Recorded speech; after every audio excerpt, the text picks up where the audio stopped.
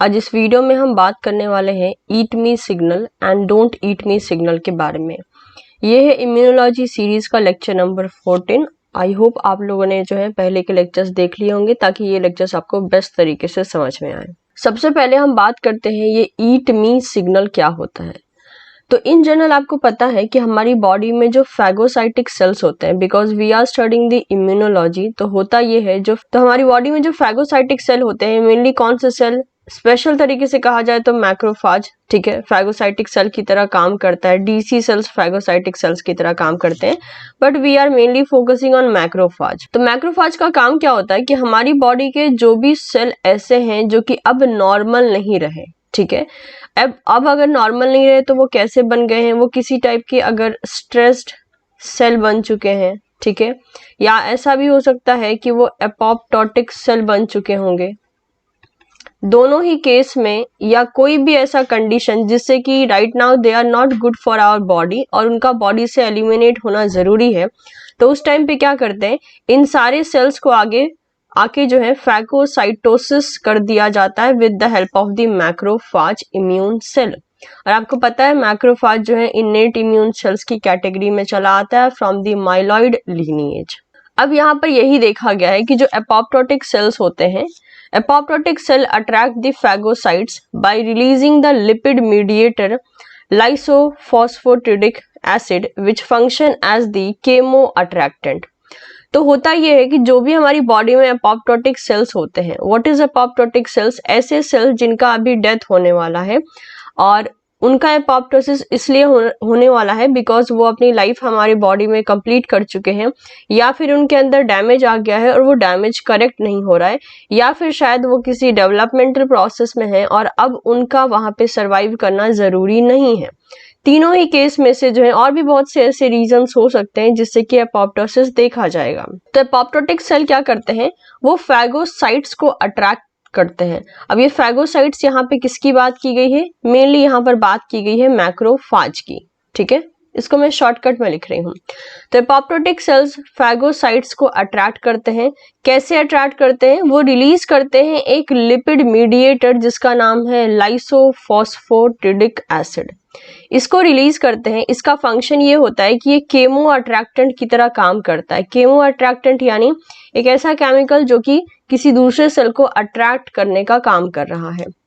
These dying cells facilitate their own phagocytosis by expressing on their surface an array of molecule not expressed on the healthy cell। अब ये जो apoptotic cell होते हैं वो अपनी surface पे यानी सेल के सरफेस पे कुछ ऐसे मॉलिक्यूल को एक्सप्रेस करते हैं जो कि बॉडी के हेल्दी सेल से काफी डिफरेंट होता है। क्योंकि याद आपको ये रखना है क्योंकि ये तो एपोप्टोटिक सेल है, मान लेते हैं this is the apoptotic cell AC यानी एपोप्टोटिक सेल, और हमारी बॉडी में नॉर्मल सेल्स भी तो प्रेजेंट है।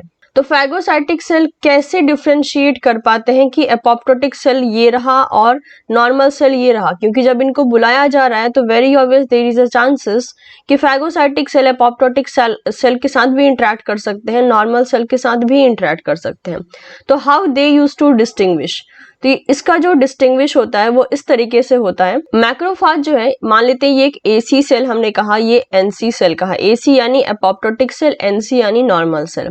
तो मैक्रोफाज के पास ऐसी कौन सी प्रॉपर्टी है या फिर ऐसा क्या है जिससे कि वो एपोप्टोटिक सेल और जो नॉर्मल सेल है उसमें डिफरेंशिएट कर पाता है। तो होता ये है कि जो एपोप्टोटिक सेल है उसके सरफेस पे कुछ मॉलिक्यूल्स आकर एक्सप्रेस कर जाते हैं। वो मॉलिक्यूल्स नॉर्मल सेल के सरफेस पे एब्सेंट होते हैं, और ये जो मॉलिक्यूल एक्सप्रेस कर रहे हैं AC सेल के ऊपर यानी एपोप्टोटिक सेल के ऊपर, ये मॉलिक्यूल्स एक्चुअल में मैक्रोफाज के साथ जाकर बाइंड करते हैं और मैक्रोफाज फिर इस एपोप्टोटिक सेल को इनगल्फ कर लेता है, फैगोसाइटोस कर लेता है, ठीक है। अगर यहाँ पे इसी चीज के बारे में बोला गया है, the dying cell facilitate their own phagocytosis by expressing on their surface an array of molecules not express on the healthy cells. तो जो फैगोसाइटिक सेल्स होते हैं वो एक ऐसे मॉलिक्यूल को एक्सप्रेस करते हैं जो कि नॉर्मल सेल के सरफेस के ऊपर एक्सप्रेस नहीं होते हैं, और इस तरीके से जो मैक्रोफाज होता है वो पहचान लेता है, यानी मुझे उस सेल को फैगोसाइटोस करना है जिसके सेल के सरफेस के ऊपर ये मॉलिक्यूल्स प्रेजेंट है। ये मॉलिक्यूल्स क्या हो सकते हैं, ये मॉलिक्यूल जो है फॉस्फोटाइडल सेरीन हो सकता है, ठीक है। इसके अलावा लाइसोफॉस्फोटाइडल कोलिन हो सकता है। इनमें से कोई भी जो है फॉस्फोलिपिड्स ये अगर सेल के सरफेस पे प्रेजेंट रहते हैं तो ऐसा सेल माना जाता है जिसको मेनली फैगोसाइटोस किया जाएगा, क्योंकि नॉर्मल सेल के सरफेस के ऊपर ये सारे जो फॉस्फोलिपिड्स हैं वो एब्सेंट होते हैं। सो दीज डैम्स, ये जो मैंने आपको बताया एग्जांपल, जैसे कि फॉस्फोटाइडल सेरीन एंड लाइसोफॉस्फोटाइडल कोलिन, इन सबको हम डैम्प्स भी कहते हैं। लास्ट टू लास्ट लेक्चर में मैंने आपको बताया था कि व्हाट आर अ डैम्प, यानी डैमेज एसोसिएटेड मॉलिक्यूलर पैटर्न। तो ये जो दोनों एग्जाम्पल है, these are the examples of DAMP also. So these DAMPs are recognised directly by the phagocytic receptor such as the phosphatidal serine receptor and the scavenger receptor that is SRA1। अब देखने को ये मिलता है कि ये जो एपोप्टोटिक सेल था हमारे पास, इसके सरफेस पे जो फॉस्फोटाइडल सेरीन एक्सप्रेस हो रहा है, उस फॉस्फोटाइडल सेरीन के लिए मैक्रोफाज की बॉडी पे कोई रिसेप्टर पाया जाता है और वो रिसेप्टर इस फॉस्फोटाइडल सेरीन से आकर बाइंड करता है। बाइंडिंग के बाद इसका फैगोसाइटोस कर लेता है।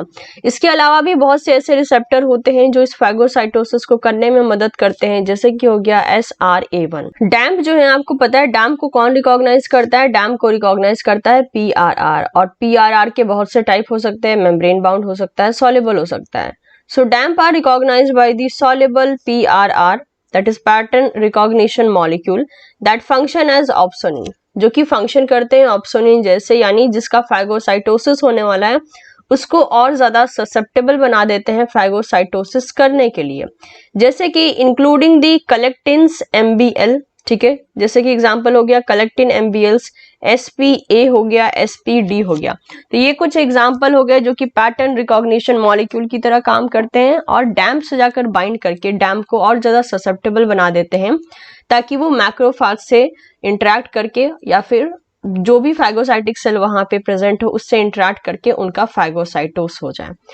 तो ये जो सिग्नल आया किस फॉर्म में, फॉस्फोटाइडल सेरीन जो रिलीज हुआ, कि फॉस्फोटाइडल सेरीन का जो रिलीज होता है जो कि सेल के सरफेस पे जाकर एक्सप्रेस हो जाता है, इसी को हम कहते हैं कि ये जो है ईट मी सिग्नल दे रहा होता है, क्योंकि जब ये सेल के सरफेस पे जाकर एक्सप्रेस होता है तभी जाकर मैक्रोफाज इससे बाइंड कर पाता है। ये अगर जाकर सेल के सरफेस के ऊपर एक्सप्रेस ही ना होता, यानी आउटर लीफलेट में एक्सप्रेस ही ना होता, तो सेल फैगोसाइटोसिस के लिए जाता ही नहीं।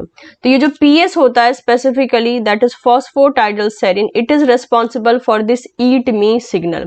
और ये ईट मी सिग्नल कौन देगा, ये eat me signal apoptotic cell देगा। तो अगर हम इसका एक जिस्ट देखना चाहें, for example look at this picture which I have taken from the cell by the Cooper. ये डायग्राम में आपको दिखा रखा है कि फैगोसाइटोसिस एपोप्टोटिक सेल का कैसे होता है। देखिए, this is a normal cell, ठीक है, नॉर्मल सेल प्रेजेंट है। अगर मैं इसको थोड़ा सा जूम करना चाहूं तो okay, look at this is a normal cell. इसके अंदर की तरफ आप देख रहे हैं छोटे छोटे से डॉट्स प्रेजेंट है ब्लू कलर के, ठीक है, इसी को जूम करके यहाँ पे भी दिखा के रखा है। तो ये जो ब्लू वाले फॉर्म है ये सारे के सारे फॉस्फोटाइडल सेरीन है और ये एक नॉर्मल सेल है। आपको पता है सेल जो होता है उसके पास प्लाज्मा मेम्ब्रेन है और प्लाज्मा मेम्ब्रेन जो है लिपिड बाई लेयर की बनी हुई है। तो पहली लेयर ये हो गई, दूसरी लेयर ये हो गई। अब देखने को ये मिलता है कि जो इंटरनल लेयर होती है या इनर लेयर होती है उसमें फॉस्फोटाइडल सेरीन प्रेजेंट रहता है नॉर्मल सेल के अंदर। लेकिन ये केस बदल जाता है कब, जब इस सेल का एपोप्टोसिस होता है। जैसे कि अगर आप यहाँ पे एग्जांपल के तौर पे देखते हैं तो ये रहा सेल, पर्टिकुलर सेल। अब जितने भी डॉट आपको अंदर की तरफ दिख रहे थे अभी पुरानी वाली इमेज में, वो सारे डॉट, ब्लू वाले डॉट बाहर चले गए हैं। और ये बाहर कौन गया है, एक्चुअल में यही तो है कौन, phosphatidyl serine. Look at this, ये रहा आउटर एरिया, ये रहा इनर एरिया। आउटर एरिया में फॉस्फोटाइडल सेरीन जो है यहाँ पर चला गया है। तो इसने क्या किया है, अंदर वाली साइड से बाहर वाली साइड में ये फ्लिप कर गया है, जिसकी वजह से जब ये बाहर प्रेजेंट रहता है तो आप देख सकते हैं ये यहाँ पर एक सेल आया, ठीक है, इस सेल के पास ये रिसेप्टर है, ब्लू कलर वाला रिसेप्टर है।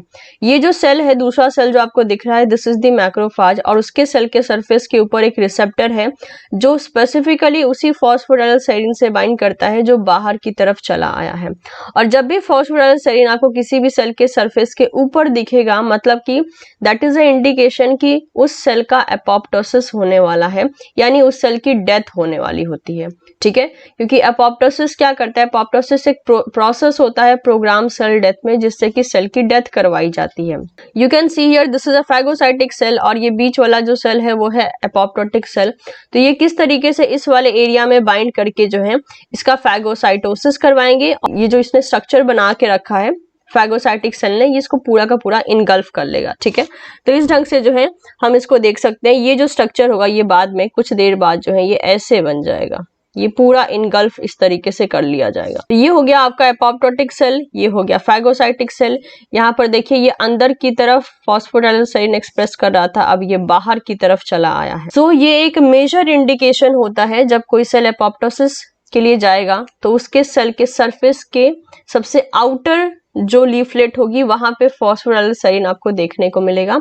लेकिन एक हेल्दी सेल, एक नॉर्मल सेल में यही फॉस्फोडाइस्टरसेरीन सेल के इनर लीफलेट में पाया जाता है। हेंस अगर वो बाहर नहीं है तो उससे कोई भी रिसेप्टर आकर इंटरेक्ट नहीं करेगा जो मैक्रोफाज के सरफेस के ऊपर है। तो ये रहा इनर एरिया जहां पर ये प्रेजेंट है। लेकिन एपोप्टोटिक सेल में ये आउटर लीफलेट पे चला गया है और ये है मैक्रोफाज, और मैक्रोफाज के सरफेस के ऊपर ये रहा रिसेप्टर जो कि बाइंड कर रहा है बाहर की लीफलेट में आए हुए फॉस्फोडाइस्टरसेरीन से। ओके, ये सारा का सारा केस होता है। अब ये जो फॉस्फोडाइस्टरसेरीन ये बाहर आया है ना, बाहर की तरफ आ गया है, बाहरी लीफलेट पे चला आया है, यही दे रहा होता है यहाँ पर ईट मी सिग्नल। ठीक है, इसलिए क्योंकि ईट मी सिग्नल इसको नाम क्यों दिया गया है, क्योंकि फैगोसाइटिक सेल फैगोसाइटोस कर ले रहे हैं, मतलब कि वो उनको खा ले रहे हैं, सिंपल भाषा में कहा जाए तो ईट मी सिग्नल जो होता है यानी आकर मुझे खा लो, ऐसा सिग्नल जो है फॉस्फोडाइस्टरसेरीन की वजह से मिलता है। जबकि नॉर्मल सेल में देखिए आउटर लीफलेट एरिया में यानी आउटसाइड ऑफ द सेल में कोई भी फॉस्फोडाइस्टरसेरीन नहीं है, तो यहाँ पर जो है ईट मी सिग्नल जनरेट नहीं होता है। उम्मीद करती हूँ ये बात जो है क्लियर हो गई होगी आप सभी को। नेक्स्ट देखते हैं ये डोंट ईट मी सिग्नल क्या है। तो जैसा कि हमने कहा ईट मी सिग्नल कौन देता है, ईट मी सिग्नल कौन देता है, ऐसे सेल जिनका एपोप्टोसिस हो रहा हो यानी जिनका डेथ होने वाला हो वही सेल देते हैं। On similar basis don't eat me signal कौन देगा, यानी बॉडी में ऐसे कौन से सेल हैं जिनको कि ये सिग्नल देने की जरूरत है कि प्लीज हमें मत खाओ। सिंपल सी बात है, ऐसे सेल कौन से होंगे, नॉर्मल सेल। ठीक है, तो जो एपोप्टोटिक सेल है वो तो ईट मी सिग्नल देते ही हैं, साथ ही साथ जो नॉर्मल सेल है वो डोंट ईट मी सिग्नल देते हैं। अब ये जो डोंट ईट मी सिग्नल होता है वो किसकी वजह से होता है, तो देखिए ईट मी सिग्नल के लिए जो मॉलिक्यूल रिस्पॉन्सिबल है वो है फॉस्फोडाइस्टरसेरीन, इसको आपको याद रखना है। ठीक है, बहुत से ऐसे मॉलिक्यूल हो ही सकते हैं जो सेल के आउटर सरफेस पे एक्सप्रेस हो, लेकिन फॉस्फोडाइस्टरसेरीन इज अ स्पेसिफिक सिग्नल जो कि ईट मी सिग्नल के लिए रिस्पॉन्सिबल होता है। In similar basis normal cell के सरफेस के ऊपर कोई ऐसे भी प्रोटीन्स प्रेजेंट होते हैं जो कि सिग्नल देते हैं डोंट ईट मी का, और ये कहाँ प्रेजेंट होंगे, ये होंगे नॉर्मल सेल के ऊपर, जिसका नाम क्या है, प्रोटीन CD47। यानी एपोप्टोटिक सेल के ऊपर जो ईट मी सिग्नल दे रहा है वो कौन है, वो है फॉस्फोडाइस्टरसेरीन। राइट, ये हो गया फॉस्फोडाइस्टरसेरीन। लेकिन जो डोंट ईट मी सिग्नल दे रहा है नॉर्मल सेल के सरफेस के ऊपर वो कौन होता है, वो होता है प्रोटीन जिसका नाम है CD47। ये सारे नॉर्मल सेल के ऊपर CD47 प्रेजेंट रहता है और ये सिग्नल दे रहा होता है डोंट ईट मी, यानी प्लीज मुझे मत खाओ। ठीक है, किसको सिग्नल दे रहे होते हैं ये दोनों के दोनों ही, ये सिग्नल किसको दे रहे होते हैं, मैक्रोफाज को, क्योंकि वो यहाँ पे फैगोसाइटोसिस परफॉर्म कर रहा होता है। So CD47 express on many cell type throughout the body, बहुत से सेल टाइप जो कि नॉर्मल सेल होंगे उनके सरफेस पे ये प्रेजेंट होगा CD47 and is recognised by the SIRP alpha receptor on the macrophage. तो जैसे कि मैक्रोफाज के सरफेस के ऊपर फॉस्फोडाइस्टरसेरीन के लिए रिसेप्टर पाया जाता है, in that similar way only जो नॉर्मल सेल है उनके लिए भी मैक्रोफाज के सरफेस के ऊपर रिसेप्टर पाया जाता है जिसको कि हमने नाम दिया है SIRP अल्फा रिसेप्टर।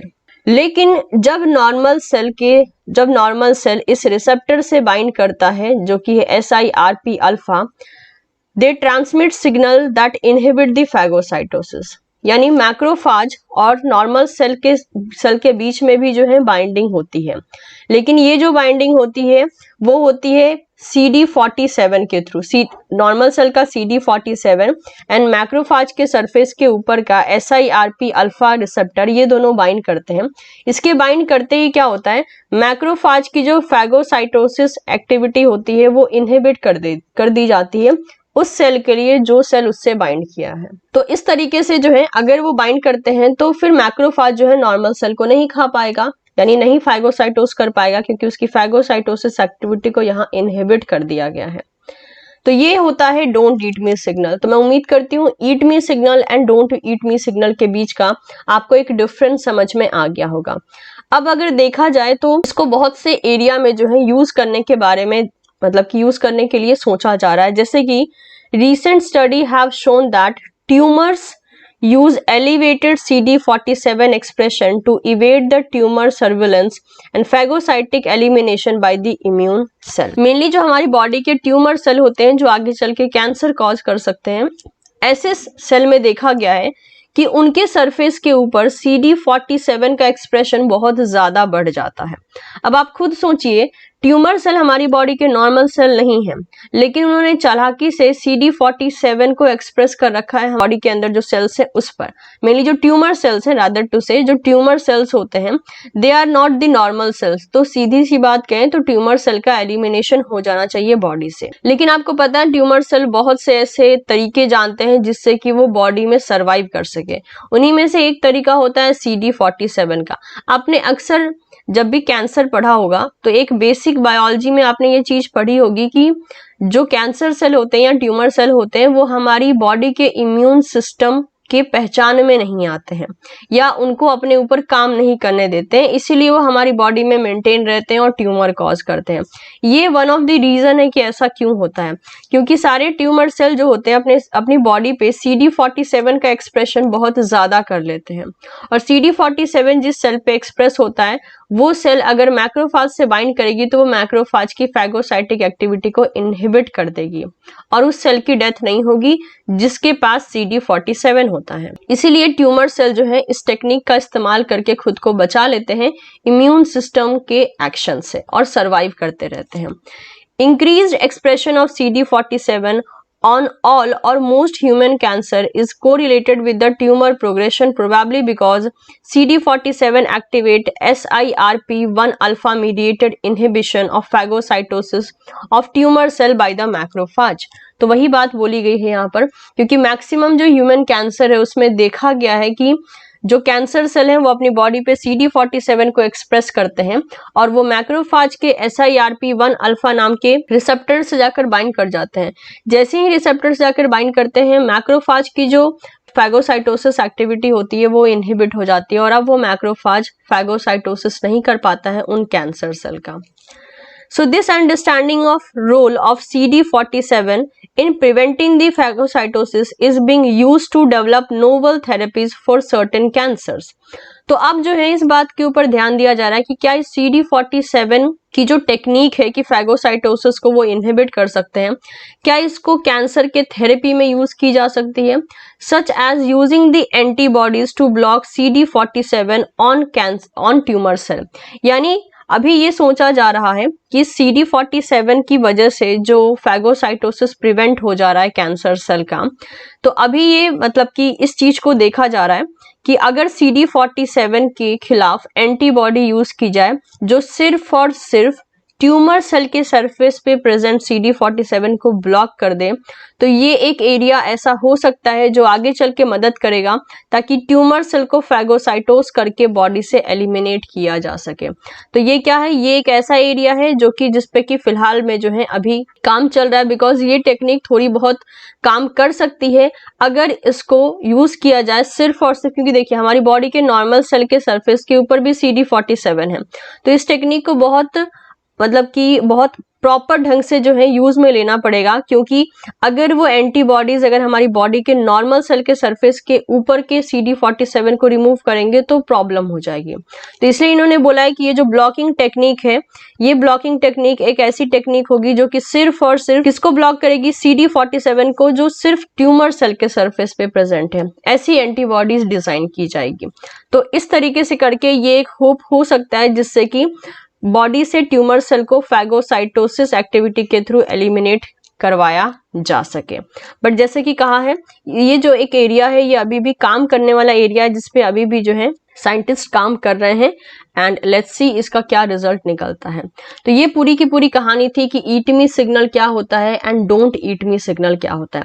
ये तो हमने पूरा थ्योरी पढ़ लिया, क्योंकि एग्जाम में अगर कुछ क्वेश्चन आता है तो आपको थ्योरी से आंसर देना पड़ता है। लेट्स सी हम इसको डायग्राम की मदद से कैसे समझ सकते हैं। तीनों केस को हम डिफाइन करते हैं, eat me signal, don't eat me signal, और ये ट्यूमर वाले केस को भी हम डिफाइन कर सकते हैं। अब हम तीनों केस को ले लेते हैं। एक ढंग से आप कह सकते हो this is the revision box, जो सारे लेक्चर को एक जगह समराइज कर देगा कि हमने पढ़ा क्या है।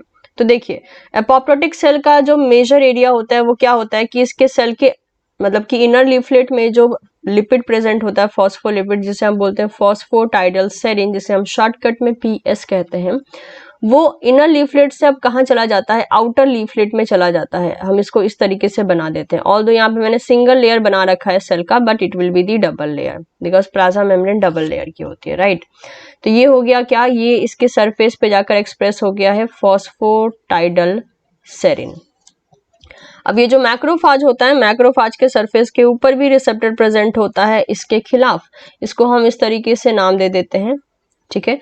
और ये जो रिसेप्टर होता है, this is specific for phosphatidyl serine, तो हम इसे बोल सकते हैं it is the PS receptor.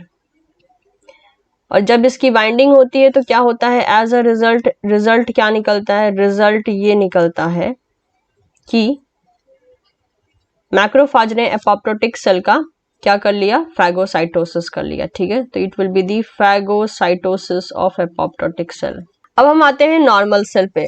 Normal cell क्या है, नॉर्मल सेल को मैक्रोफाज से बचने की जरूरत है, तो बचने के लिए भी उसको सिग्नल देना पड़ेगा। जैसे कि इस केस में जो फॉस्फोटाइडल सेरिन बाहर निकला, इसने क्या सिग्नल दिया, इसने सिग्नल दिया ईट मी का, ठीक है।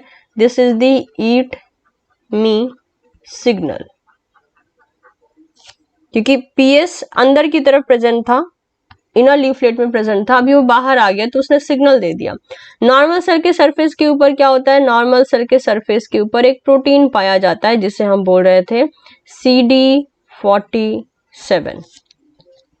इस प्रोटीन के लिए यहाँ पर रिसेप्टर प्रेजेंट होता है, मैक्रोफाज के सरफेस के ऊपर रिसेप्टर प्रेजेंट होता है इस तरीके से, जिसको कि हमने नाम क्या दिया था, यू कैन सी हियर, इसका नाम था SIRP अल्फा, राइट। ये हो गया SIRP अल्फा। ये क्या है, ये है रिसेप्टर। जब इन दोनों की बाइंडिंग होती है तो ये क्या सिग्नल दे रहा होता है, ये सिग्नल दे रहा होता है डोंट ईट मी का, ठीक है। This is a signal for don't eat me, यानी मुझे मत खाओ, डोंट ईट मी, फाइन। अब इनकी बाइंडिंग से क्या होता है, रियलिटी ये है कि इनकी बाइंडिंग से क्या होता है, जैसे ही ये दोनों की बाइंडिंग होती है, इनकी बाइंडिंग जैसे ही होती है, जो मैक्रोफाज है, मैक्रोफाज की जो फैगोसाइटोसिस एक्टिविटी होती है उसको इनहिबिट कर दिया जाता है। Phagocytosis activity got inhibited. अब आते हैं, ये तो पहला केस था, eat me signal and don't eat me signal. उम्मीद करती हूँ ये बात सभी को समझ में आ गई होगी। अब बात करते हैं ट्यूमर सेल के साथ क्या होता है। ये एक केस है, ट्यूमर सेल को देखा गया है। ट्यूमर सेल या कैंसर सेल जो ह्यूमन में सबसे ज्यादा जो भी अलग अलग टाइप के कॉमन कैंसर्स पाए जाते हैं, देखा ये गया है कि ट्यूमर सेल जो है अपने सरफेस के ऊपर CD47 को ओवर एक्सप्रेस कर लेते हैं, ठीक है। अब ये CD47 को ओवर एक्सप्रेस कर लेंगे तो आप खुद सोचिए, ट्यूमर सेल हमारी बॉडी के एबनॉर्मल सेल होते हैं, उनको जीने की जरूरत नहीं होती है, उल्टा उनको जरूरत होती है कि उनको बॉडी से एलिमिनेट कर दिया जाए। क्योंकि पहला केस जो हमने देखा था, मैक्रोफाज जो एपोप्टोटिक सेल को फैगोसाइटोस कर रहा था, फैगोसाइटोस करके क्या कर रहा था बॉडी से, ये बॉडी से इसको एलिमिनेट कर रहा था, यानी बॉडी से बाहर निकाल रहा था, क्योंकि एपोप्टोटिक सेल की जरूरत बॉडी के अंदर नहीं है, उसका पूरा का पूरा डाइजेशन करके फैगोसाइटोस करके उसका एलिमिनेशन कर रहा था। लेकिन ट्यूमर सेल ऐसे हैं जिनको बॉडी से एलिमिनेट होने की जरूरत है, लेकिन ये एलिमिनेट नहीं होते हैं क्योंकि इन्होंने अपनी बॉडी के ऊपर CD47 नाम के प्रोटीन को एक्सप्रेस कर लिया है, जो कि निशानी है, जो कि मार्कर है किसके लिए, नॉर्मल सेल के लिए। अब जैसे ही ये यहाँ पर एक्सप्रेस करते हैं और जैसे ही ये मैक्रोफाज के रिसेप्टर से बाइंड करते हैं, ये क्या कर देते हैं, ये फिर से जो है इनहिबिट कर देते हैं फैगोसाइटोसिस को, इनहिबिट फैगोसाइटोसिस। अब आप खुद सोचिए कि ट्यूमर सेल को जब जिनकी डेथ होने की जरूरत है, ट्यूमर सेल ऐसे सेल नहीं है जिनको सर्वाइव करने की जरूरत है, लेकिन वो फैगोसाइटोसिस को इनहिबिट कर देते हैं। अब फैगोसाइटोसिस को इनहिबिट कर देते हैं तो क्या होता है, ट्यूमर सेल का सर्वाइवल बढ़ जाता है, ट्यूमर सेल सर्वाइव।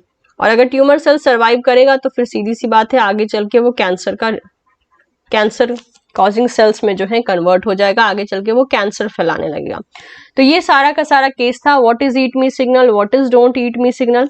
और जैसे कि बोला गया है कि अभी फिलहाल में जो टेक्निक है वो ये मतलब सोची जा रही है यूज करने के लिए कि कुछ ऐसे एंटीबॉडी यूज कर दिया जाए, कुछ ऐसे एंटीबॉडीज का यूज किया जाए जो कि सिर्फ और सिर्फ CD47 जो कि कहाँ प्रेजेंट है, ट्यूमर सेल के सरफेस के ऊपर प्रेजेंट है, सिर्फ उसी को इनहिबिट करे, ना कि नॉर्मल सेल के सरफेस के ऊपर के CD47 को। तो अभी ये जो है टेक्निक देखी जा रही है कि ये कितनी कारगर है, कितना ज्यादा ये वर्क कर सकती है, कि एंटीबॉडी हम डिजाइन करें उस CD47 के लिए जो कि सिर्फ और सिर्फ ट्यूमर सेल के सरफेस पे पाया जाता है। तो ये टेक्निक कितना यूजफुल रहता है, आगे चल के इसके बारे में क्या होता है, we will come to know जब चीजें थोड़ी सी आगे प्रोसीड करेंगे। सो आई एम एक्सपेक्टिंग कि ये लेक्चर जो है आपको समझ में आ गया होगा। Don't forget to subscribe this channel, as well as lecture पसंद आया हो तो इसे लाइक भी जरूर करें, एंड एज वेल एज आप इसे शेयर भी कर सकते हैं अपने दोस्तों के साथ। So thank you so much everyone, मिलते हैं आपसे नेक्स्ट वीडियो में।